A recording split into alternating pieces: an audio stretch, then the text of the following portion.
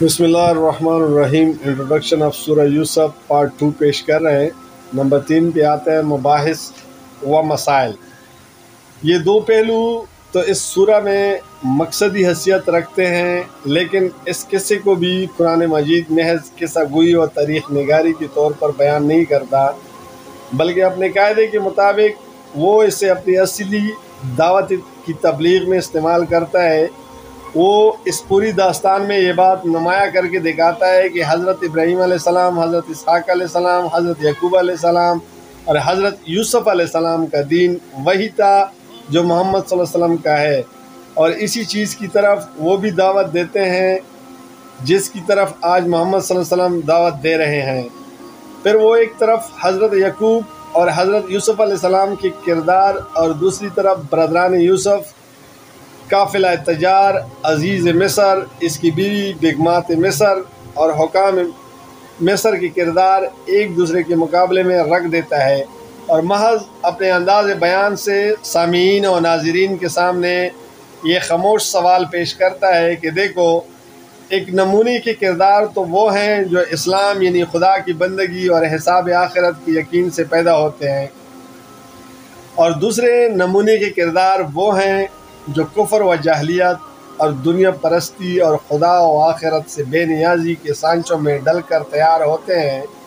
اب تم خود اپنے ضمیر سے پوچھو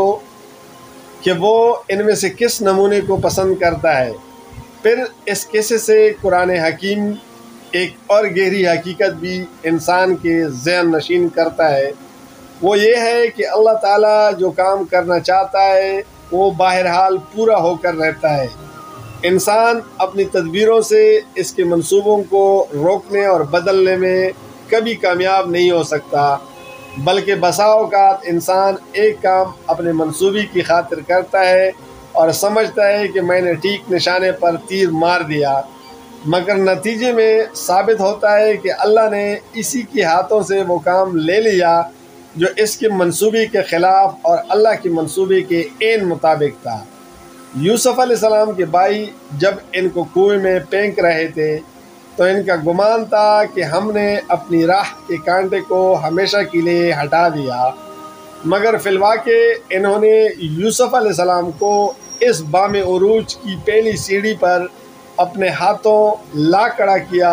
جس پر اللہ ان کو پہنچانا چاہتا تھا، اور اپنی اس حرکت سے انہوں نے خود اپنے لیے اگر کچھ کمایا تو بس یہ کہ یوسف علیہ السلام کے بام عروج پر پہنچنے کے بعد بجائے اس کے کہ وہ عزت کے ساتھ اپنے بھائی کی ملاقات کو جاتے، انہیں ندامت و شرمساری کے ساتھ اسی بھائی کے سامنے سرنگو ہونا پڑا۔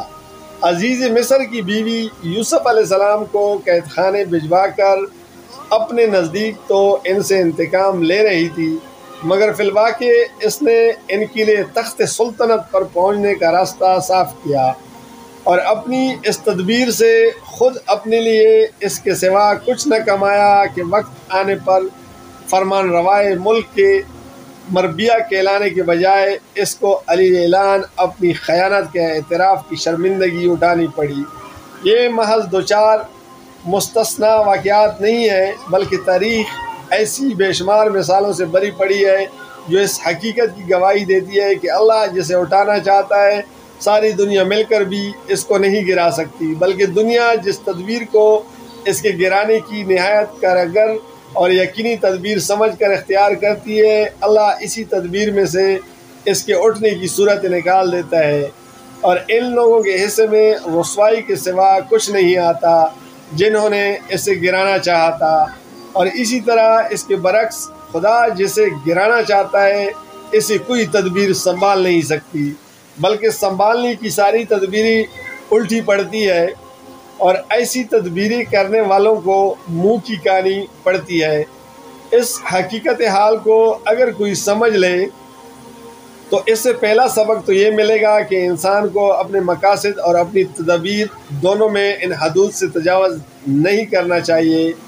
جو قانون الہی میں سے اس کے لیے مقرر کر دی گئی ہے۔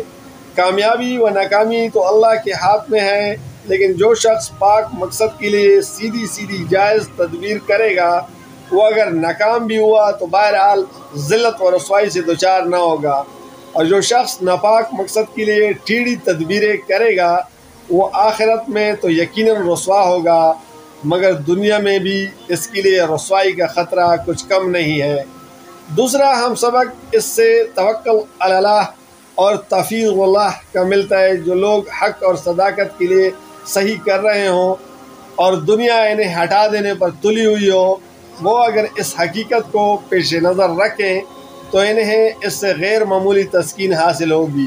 اور مخالف طاقتوں کی بظاہر نہایت خوفناک تدبیروں کو دیکھ کر وہ قطعاً ہراساں نہ ہوں گے،